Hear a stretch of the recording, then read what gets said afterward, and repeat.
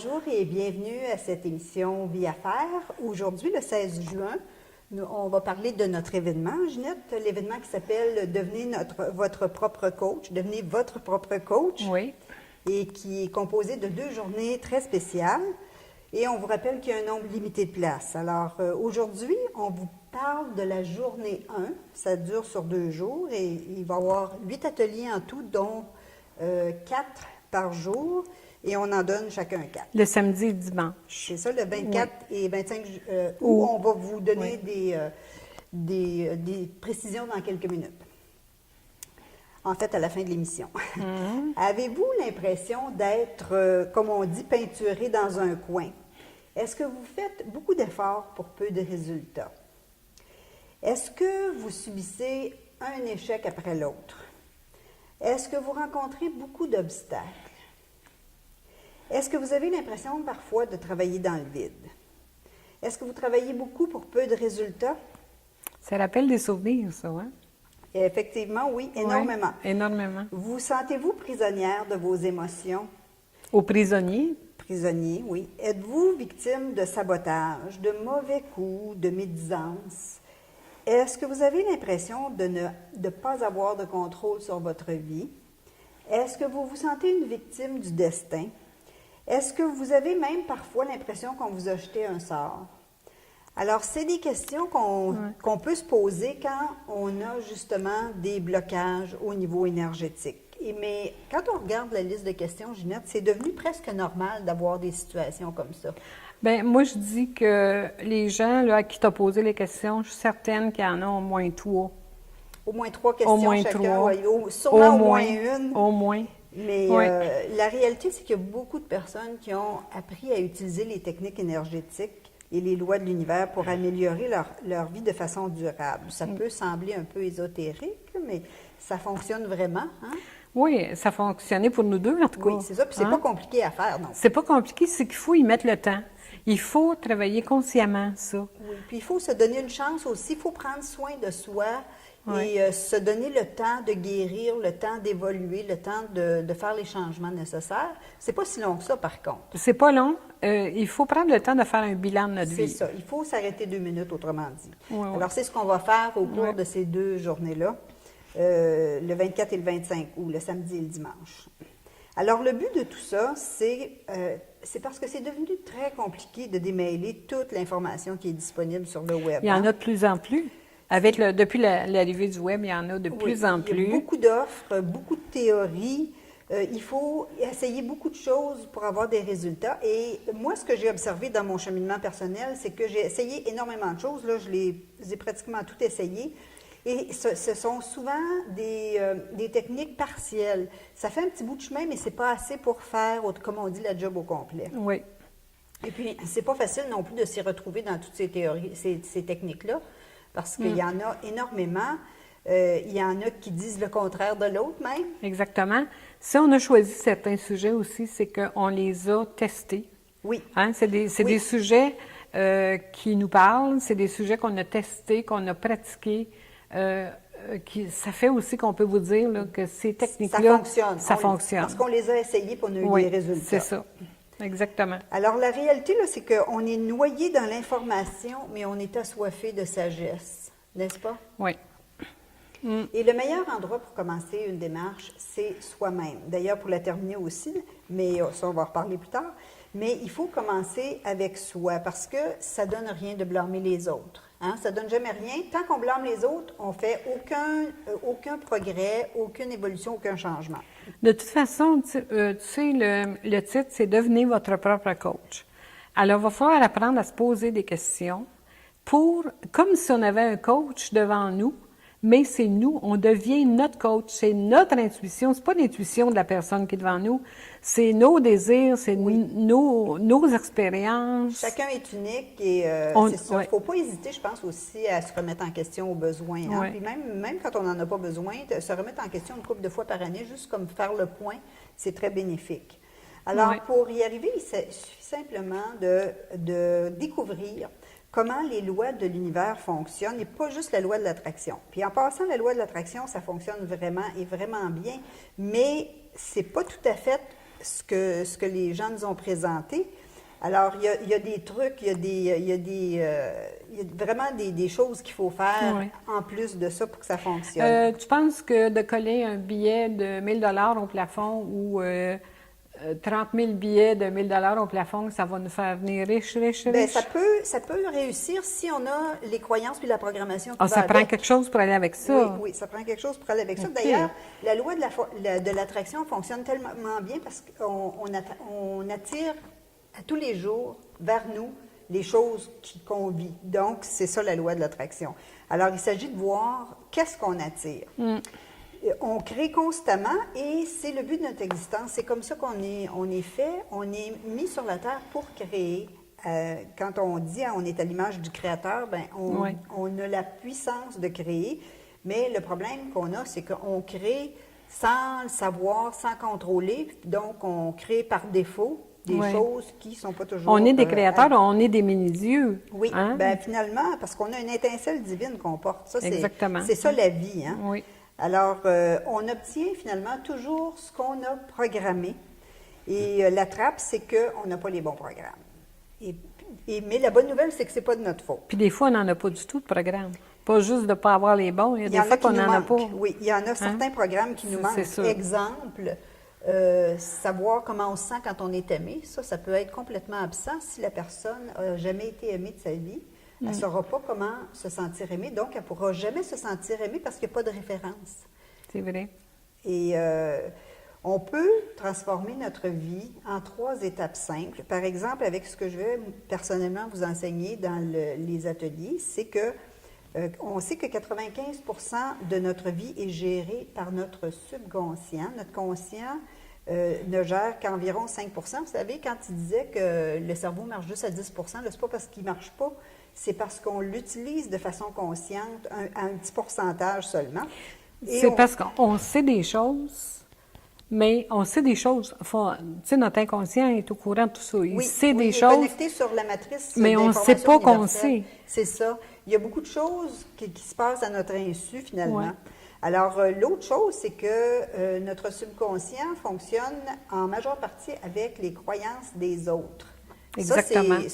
Quand on y pense, ce que ça veut dire, là, c'est vraiment sérieux. Bien, on a été moulés à la naissance C'est par ça. nos parents, par nos grands-parents, par ça. nos éducateurs. Et c'est la période où toutes les croyances et les programmes se sont emmagasinés. Alors, c'est tout ce qu'on a entendu des autres, parce qu'on n'en avait pas quand on vient au monde. On en a quelques-uns qu'on traîne des fois d'ailleurs, là, mais la majorité, c'est entre 0 et 6 ans. Donc, ça nous cause beaucoup de misère. Hein? Toi, à un moment donné, tu as décidé de combattre tes croyances, mais d'éliminer tes croyances une à une.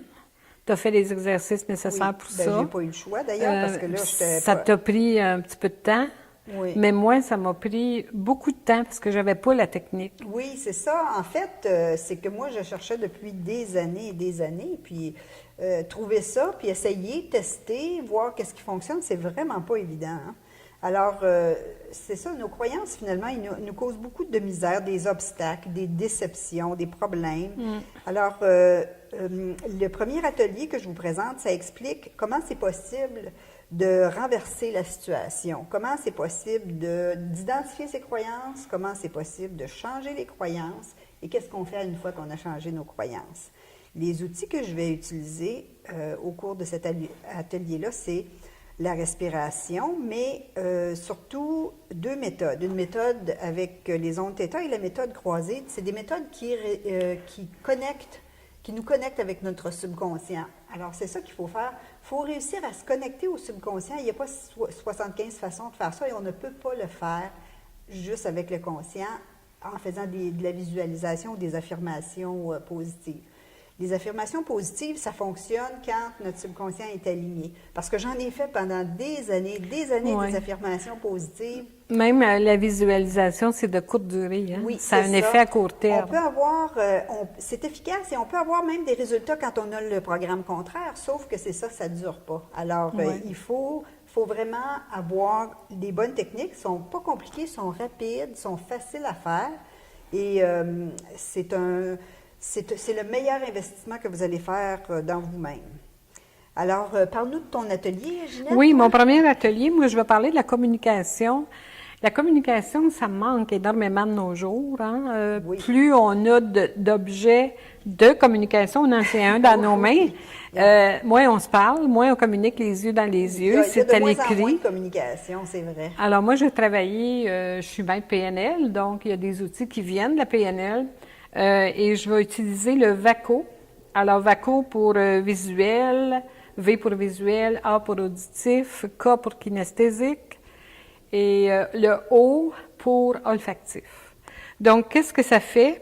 C'est justement pour nous apprendre à travailler avec tous nos sens à la fois. Quand on fait nos exercices, là, d'impliquer tous nos sens, et ce qui arrive à ce moment-là, c'est que, bon, on a un côté du cerveau qui est plus, par exemple, rationnel, donc on va utiliser plus l'audition, mais ça, on apprend à utiliser l'autre côté du cerveau.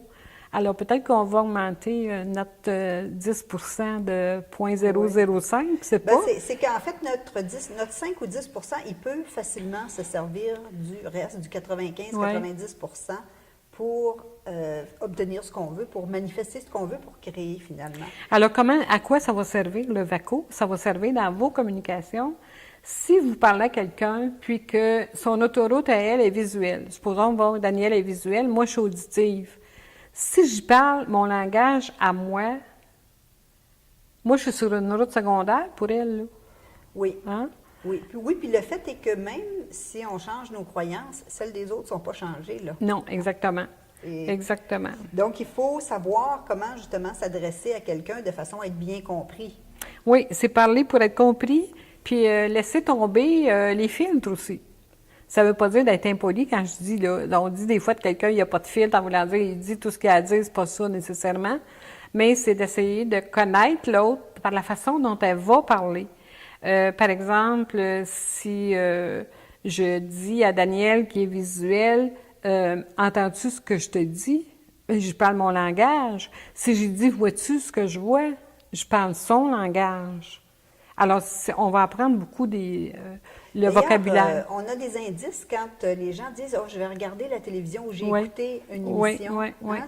Ça nous donne un indice sur si la personne est plus visuelle qu'auditive et vice-versa. C'est intéressant. Il y a même une publicité qui existe, je pense que c'est un journal qui dit « Écoutez pour voir ». Alors, je trouvais que les deux mots importants étaient là. Il y en a, c'est plus les émotions, donc à ce moment-là, je n'ai pas parlé du kinesthésique, mais une kinesthésique va dire à son patron, par exemple, qui peut être visuel lui aussi, ben je sens pas ça, je ressens pas. Hein, le patron va dire qu'il n'y a rien à ressentir là-dedans, là. Oui. Hein? Oui, parce que des fois, il y a des patrons qui ont de la misère à être en contact avec leurs émotions ça. aussi. Okay. C'est ça. Alors, dans les grandes lignes, c'est pas mal ça qu'on va apprendre. D'abord, on va apprendre à déterminer notre sens qu'on utilise couramment tous les jours, qui est dominant. Oui, on en a toujours un qui est dominant. C'est ça. Puis on va apprendre aussi à voir qui est en face de nous, puis comment on va lui parler. On va essayer de changer notre vocabulaire. Il reste que c'est important d'utiliser les deux côtés de notre cerveau. Hein, Ginette, plus on est capable d'équilibrer l'utilisation de nos deux côtés de cerveau, et plus on est équilibré nous-mêmes, et plus on accomplit des choses intéressantes sans nécessairement plus d'efforts. Mais les gens qui réussissent, c'est des gens qui parviennent à faire ça. Quand on parle de quelqu'un qui a beaucoup de magnétisme, qui a beaucoup de charisme, c'est des gens qui l'ont sans le savoir, peut-être qu'ils l'ont. Il y a une harmonie entre tout ça. Ils sont capables d'entrer. Les capacités. Sont capables d'entrer dans la vie de notre personne, puis d'utiliser le bon sens, finalement. Exactement. Puis, c'est ça. Il y a des gens aussi qui ont de l'empathie. Il y en a d'autres qui n'en ont pas. Hein? Oui, mais il y en a qui viennent à bout, même s'ils n'en ont pas. Quand ils ont une personne empathique devant eux, ils deviennent. Oui, on a vu lors d'une des dernières émissions là, que l'énergie, ça se connecte ensemble quand on rencontre quelqu'un. Il se passe des choses. Il se passe des choses. C'est pas statique, c'est très dynamique. Oui, absolument. Alors, le troisième séminaire, le troisième atelier, c'est-à-dire de la première journée, ça va être « Oser manifester vos rêves les plus fous ». Parce qu'une fois qu'on a changé nos croyances, Là, on a un pouvoir de création extraordinaire, mais c'est important de savoir comment s'en servir pour justement éviter de créer des choses qui sont moins agréables, puis des choses, répéter les vieux patterns, recréer encore des choses qu'on avait avant. Donc, au cours de cet atelier-là, on apprend comment utiliser notre pouvoir de création. Puis, on n'a aucune limite, mais c'est toujours intéressant de commencer avec des petites choses, hein, Ouais. parce que ça nous rend solide. Parce qu'un des éléments aussi pour être capable de créer ce qu'on veut, c'est d'avoir une conviction. Si on commence par créer des petites choses, bien, ça nous donne une conviction, ça bâtit notre conviction, et plus on devient solide dans notre conviction, plus on peut créer des choses importantes. Il y a beaucoup de personnes qui n'ont pas de rêve. Hein? On leur demande qu'est-ce que c'est votre rêve, puis ils vont dire, oh. Ils commencent à y penser sur le moment où ils reçoivent la question, mais ils n'ont peut-être jamais pensé de leur vie qu'ils pouvaient faire des grandes choses. Mais tu sais, je pense que quand on libère certaines croyances négatives, puis on les remplace par des croyances positives, ça devient beaucoup plus facile de rêver. Et puis aussi, le lendemain, on va avoir d'autres ateliers qui vont nous mettre en contact avec ça. Alors, c'est important de savoir rêver, de se permettre de rêver, d'oser rêver. Quand on rêve, on a accès à des ressources incroyables. Et c'est ce qu'on va vous expliquer au cours de cet atelier-là. Alors, parlant de ressources, mon atelier à moi, quand on redébute en après-midi, c'est justement d'identifier et de modifier nos capacités en puisant dans nos ressources. Nos ressources, il faut les identifier, il faut prendre le temps de dire « Je vis une situation qui est malheureuse.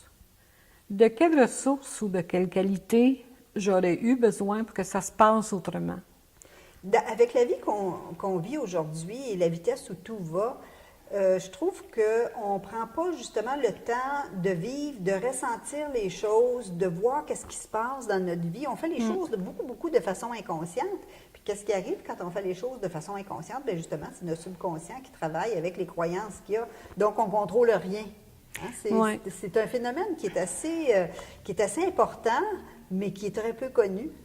Dans cet atelier-là, je vais montrer aux gens, aux participants, comment devenir le réalisateur de leur vie pour voir la situation comme un film et d'ajuster le son, d'ajuster la couleur, de donner des formes, puis sortir de la scène. Soit qu'on peut être acteur principal dans la scène, on peut regarder la scène, on peut sortir et puis dire, si j'avais utilisé ces ressources-là, comment ça aurait pu se passer? Ça doit beaucoup aider à reconnecter avec son imagination aussi. Hein? Aussi.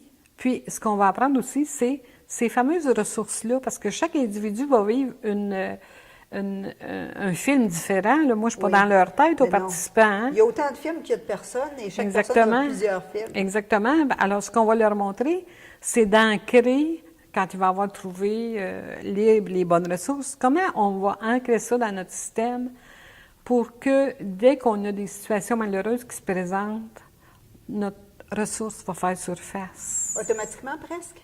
Automatiquement, on va avoir un geste physique qui va accompagner ça. Ah, OK. Ça va être intéressant. Parce qu'on sait que le physique fonctionne beaucoup. Hein? On peut se pincer, on peut faire ça avec nos doigts. Il y a beaucoup de choses qu'on peut faire. D'ailleurs, c'est avec le physique qu'on connecte avec le subconscient. Parce que notre subconscient gouverne notre corps. Et c'est lui qui s'occupe de tous les processus qui se déroulent dans le corps. Absolument tout. Tout ce qui est involontaire, comme la digestion, la respiration, tout ça. On ne pense pas qu'il faut à chaque quelques secondes qu'il faut prendre une respiration. Ça se fait tout seul. Donc, c'est le subconscient qui gouverne tout ça. Donc, la façon de se connecter avec le subconscient, c'est vraiment au niveau physique. Oui. Et ça, il y a très peu de gens qui nous l'ont dit dans les années passées. Ils nous disaient toujours qu'est-ce qui était le problème, mais jamais comment le régler. Oui. Moi, ça m'a frustré beaucoup, en tout cas. Bien là, on va essayer de donner des outils qui vont être complets pour les gens. Puis, ça va aller plus vite que pour nous dans notre cas. Bien, moi, ça fait 30 ans que je suis des formations pour en arriver à me dire, en bâtissant cet atelier-là, qu'est-ce qui a fonctionné le mieux et le plus pour moi, rapidement, Oui. Et c'est ça qu'on va C'est livrer ça. aussi. Finalement, ce qui a été long, c'est pas le processus de changement lui-même, c'est la recherche qui a précédé ça. Bien, il n'y avait pas d'outils. Moi, Non. j'ai commencé en 82 avec la sophrologie. Une petite annonce que j'ai vue dans le journal La Presse, parce que les gens étaient même gênés d'annoncer ça. C'était pas tellement connu. Non, à l'époque, c'était Avec assez, Internet, il y en a beaucoup, oui, là. Avec oui. le web, beaucoup de... Oui, mais le problème qu'on a, c'est qu'il y en a tellement qu'on ne sait plus quoi faire. Là, on ne sait Exactement. plus quoi choisir. Exactement. Alors, on va terminer avec une petite citation. Allez-y, qui allez-y. dit, nous ne créons pas l'abondance, car l'abondance est toujours présente. Ce que nous créons, ce sont nos propres limites. Et ça vient de Arnold Patent dans son livre qui s'appelle Money. L'abondance est là, elle est à notre portée, comme les ressources d'ailleurs. Oui, puis ça, il y a une croyance qui dit qu'il n'y en a pas assez pour tout le monde, puis que les ressources sont limitées. Finalement, c'est vraiment pas vrai. Quand on regarde, on a juste à regarder la nature. Une fleur magnifique est créée à partir d'un petit grain. Ça fonctionne comme ça, sur ce principe-là, pour tout. Alors, quand on Mais l'abondance, découvre c'est une ressource Oui, aussi. exactement. Oui. Donc, lors de la prochaine émission, le 30 juin, Ginette et moi, on va vous parler de notre expérience personnelle. On va vous donner des exemples un peu plus percutants pour vous dire comment on a découvert et utilisé les techniques qu'on utilise au cours de la journée 1.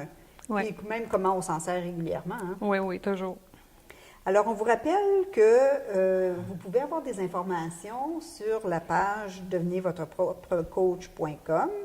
Avec des traits d'union, hein? Oui, c'est ça. Ben, de toute façon, on a l'adresse à l'écran. D'accord. Et la première journée, donc, c'est 4 ateliers. Il y a 4 ateliers par jour sur 2 jours. On a un nombre limité de places et même on a un prix spécial jusqu'au 15 juillet pour Oui. les inscriptions hâtives. Et lors de notre prochaine émission, on va vous parler de nos expériences personnelles. Comment on a réussi à surmonter des situations qui étaient vraiment difficiles et on va vous donner tous les détails pour justement arriver à faire des choses intéressantes. Et ce qui est bien, c'est que vous n'êtes pas obligé d'avoir des aussi gros problèmes pour faire des beaux changements dans votre vie non plus. Alors, en terminant, on vous rappelle qu'on a notre bouton j'aime sur notre page S'entreprendre Média et que ça nous fait plaisir quand vous nous laissez des commentaires, des suggestions et des questions. À la prochaine! À la prochaine, au revoir.